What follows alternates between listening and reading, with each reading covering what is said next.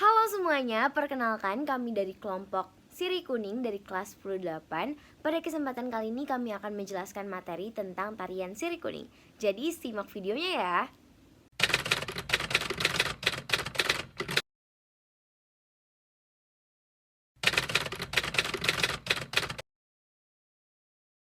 Yang pertama ada sejarah. Sejarah kemunculan tari Siri Kuning tak lepas dari adanya keberadaan tari cokek yang ada terlebih dahulu, yang merupakan tari pergaulan dan banyak dimainkan oleh para cukong Tionghoa yang ada di Betawi. Tari cokek biasanya dilakukan berpasangan antara penari cokek dengan tamu laki-laki. Istilah cokek berasal dari bahasa Tionghoa. Cukin yaitu selendang yang panjangnya kurang dari 1 meter dan dipakai oleh penari perempuan untuk menggait pasangan. Versi lain mengartikan cokek merupakan penyanyi yang merangkap sebagai penari. Tari cokek Betawi berkembang ke beberapa daerah pinggiran seperti Tangerang dan Banten. Manoki Mahajir dalam Untungi Wono 2011 menyebut para cukong atau masyarakat Tionghoa yang mampu mempunyai wayang cokek atau penari cokek pada abad ke-19 merupakan mereka yang diangkat oleh Belanda. Penari cokek diberikan rumah khusus kowan wayang dan diberi pelatihan bernyanyi serta menari oleh penari cokek senior. Berhiaskan baju kurung sutra merah berkancing intan dan perhiasan mahal, para penari cokek memiliki derajat gengsi tinggi sehingga tak semua orang dapat mendekati. Seiring perkembangannya, tari cokek dikemas menjadi lebih memiliki image positif di mata masyarakat. Dengan demikian, dibuatlah tari cokek dengan musik iringan lagu Siri Kuning yang kemudian lebih dikenal masyarakat dengan tari Siri Kuning. Tarian ini juga disebut sebagai tari Siri Kuning karena dipentaskan pada saat mempelai pria menyerahkan siri dere kepada mempelai wanitanya. Daun siri tersebut berjumlah 14 helai yang dilipat terbalik hingga membentuk sebuah kerucut. Demikian, dalam tari Siri Kuning, para penari lelaki dan perempuan saling berjaga jarak dan tidak bersentuhan. Demikian, dalam tari Siri Kuning, para penari lelaki dan perempuan saling berjaga jarak dan tidak bersentuhan. Fungsi tari Siri Kuning. Pada awalnya, fungsi tari Siri Kuning adalah untuk pergaulan antar masyarakat dan untuk mempererat hubungan saja. Namun, seiring perkembangannya, tarian ini juga ditampilkan untuk mengiringi proses pernikahan adat Betawi, juga untuk menyambut tamu kehormatan. Pada proses pernikahan, tari Siri Kuning dilakukan pada saat memasuki acara penyerahan siri dare. Lalu selanjutnya adalah busana. Busana yang digunakan oleh penari dalam tarian ini adalah baju tradisional khas dari Tionghoa. Untuk perempuan menggunakan baju kebaya berbahan sutera, sedangkan untuk laki-laki menggunakan baju longgar berlengan panjang. Warna yang digunakan dalam busana ini juga sangat-sangat beragam, mulai dari warna merah, hijau, biru, kuning, pink atau merah muda, dan yang lainnya. Biasanya, busana tarian ini menggunakan warna-warna yang cerah, karena melambangkan keceriaan dan pemberani seperti sifat orang Betawi. Pada bagian bawah, biasanya mengenakan kain batik tradisional Betawi yang bermotif tanduk atau celana panjang berbahan sutra dengan warna yang senada dengan atasannya. Lalu selanjutnya untuk aksesoris kepala atau hiasan kepala, ada bunga konde, tusuk konde ala Tionghoa, kerudung atau cadar khas Betawi untuk perempuan, dan untuk laki-laki menggunakan kain sarung dan topi atau peci. Selain itu, ada juga ikat pinggang yang biasanya digunakan di luar celana. Lalu, untuk beberapa busana dan aksesoris-aksesoris dalam tarian ini memiliki makna-makna tersendiri, seperti contohnya hiasan bunga yang dikenakan di kepala memiliki tanda sebagai status sosial serta lambang kedewasaan dan kemakmuran. Apabila menggunakan cadar khas Betawi, berarti menutupi kecantikan seorang perempuan dari lirikan-lirikan laki-laki. Penggunaan baju dari sutra ini juga bermakna harapan kesejahteraan dan simbol status sosial untuk pengantin dan keluarganya.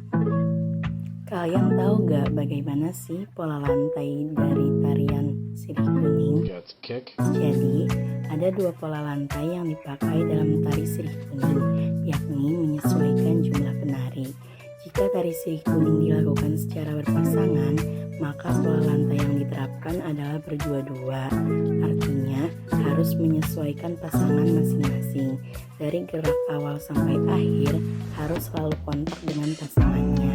Namun, jika tarian dilakukan oleh sekelompok perempuan saja, maka pola lantai yang digunakan adalah zigzag. Jadi gitu ya. Kalian tahu gak sih bagaimana penari dalam tarian sirih kuning? Jadi, pada awalnya tari sirih kuning ini dibawakan secara berpasangan, yakni laki-laki dan perempuan. Namun, seiring berjalannya waktu, tari ini tidak wajib ditampilkan berpasangan karena bisa dibawakan oleh sekelompok penari perempuan saja, tanpa meninggalkan unsur kebudayaan Betawi dalam tariannya. Jadi gitu ya. Selanjutnya adalah properti. Properti yang digunakan pada tarian ini yaitu selendang. Selendang digunakan untuk menarik penonton agar ikut menari atau menarik penari perempuan dikarenakan tidak boleh bersentuhan pada gerakan berpasangan. Nah, tentunya selendang ini juga bisa digunakan oleh laki-laki dengan cara dikalungkan atau digunakan oleh perempuan dengan cara diikatkan di pinggang jika tidak menari secara berpasangan.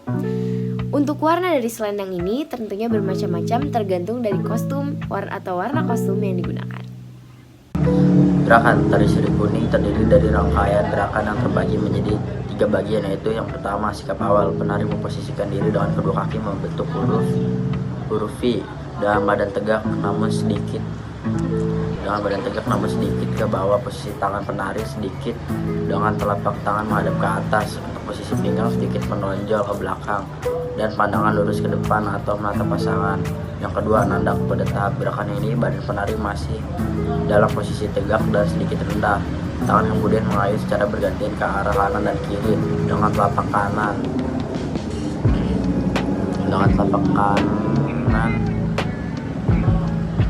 dan digerakkan membuka dan menutup. Begitu juga kaki secara bergantian bergerak ke depan menyesuaikan gerakan dengan tangan. Bagian kepala pun berlenggok mengikuti gerakan tangan dan kaki.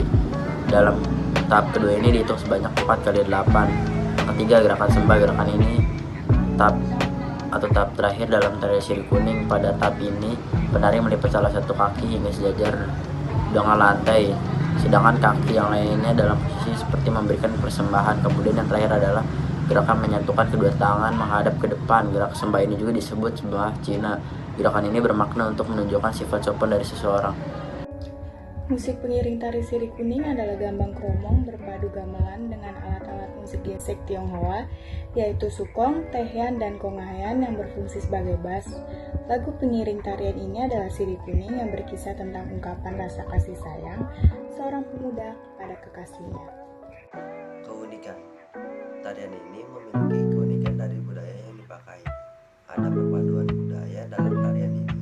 Jadi, budaya Tionghoa dan budaya Betawi dikombinasikan dalam satu tarian. Kombinasi budaya ini bisa ditemukan di aspek kostum. Nah, dari pemaparan materi yang disampaikan tadi, teman-teman udah mulai penasaran gak sih bagaimana sih bentuk tarian dari tari sirih kuning ini sendiri? Maka dari itu, ini dia tari sirih kuning.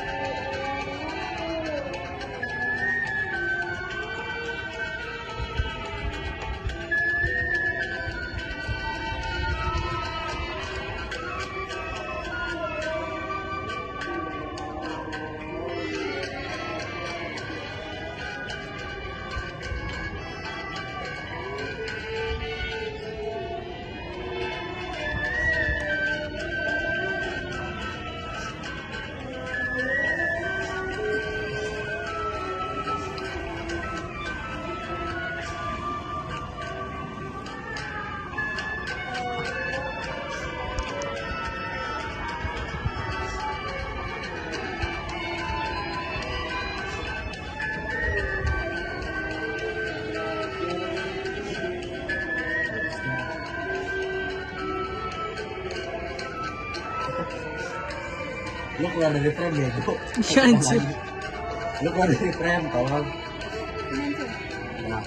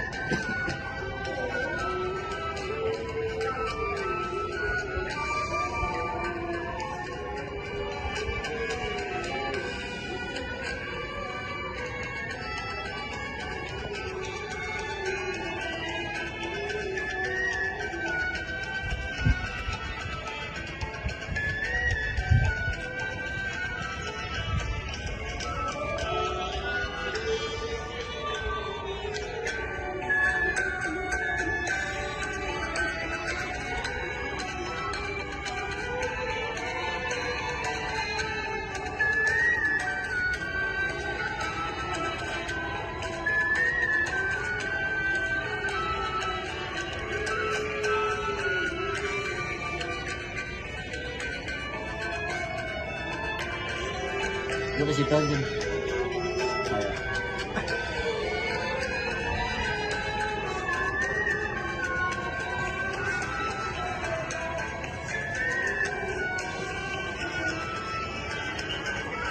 Jet.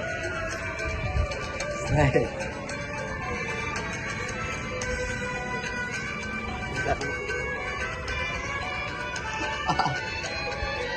Ada imam mama macan.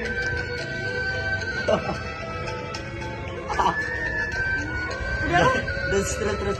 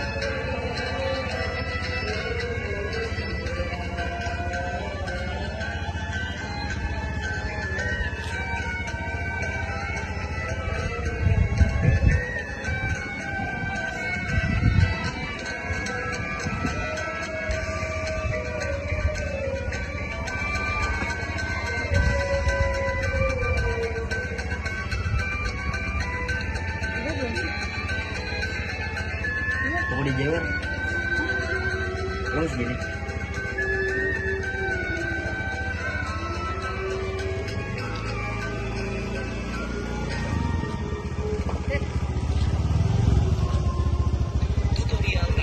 Sekian penjelasan dan juga video tarian dari kami. Kurang lebihnya mohon maaf. Dadah.